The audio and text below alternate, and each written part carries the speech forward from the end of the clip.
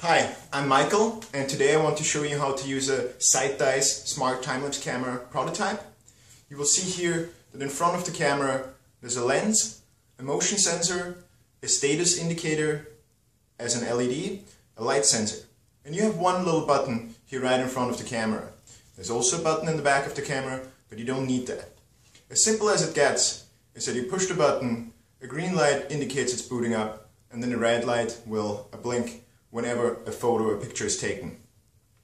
If you see a very quick red light, that means that there's something wrong, an error happened. That could be, for example, if I took out the SD card in the back where the pictures are stored.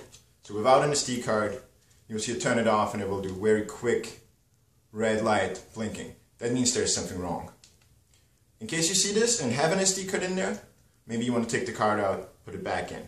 The card itself is a push version, so you push it in, and to get it back out you have to push it in a little and it will pop out.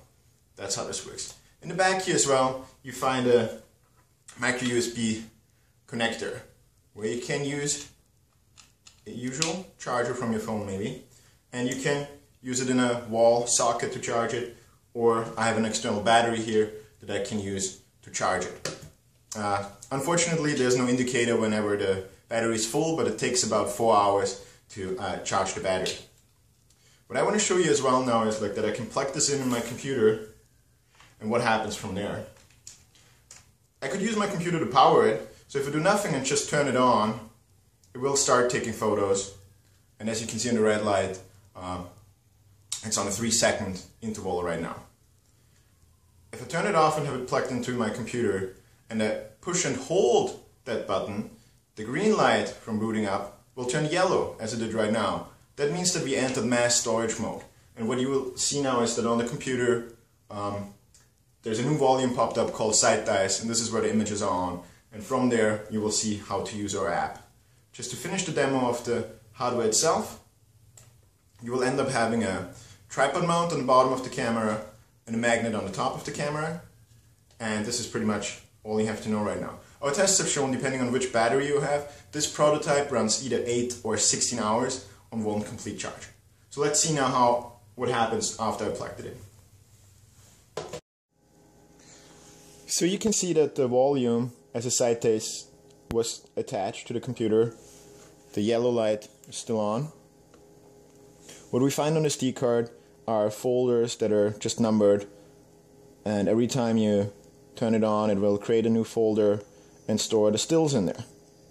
What you also see is that there is an interval.txt file. That file contains the actual number of seconds that the camera delays before taking the next photo. So this is the interval, like how long it takes to take the next photo. You see it says 6 in there and I said 3 before, so that was my mistake. However, I also started the app that I probably sent you a link to download somewhere. You will find an open link in there, and I will just quickly load some footage we have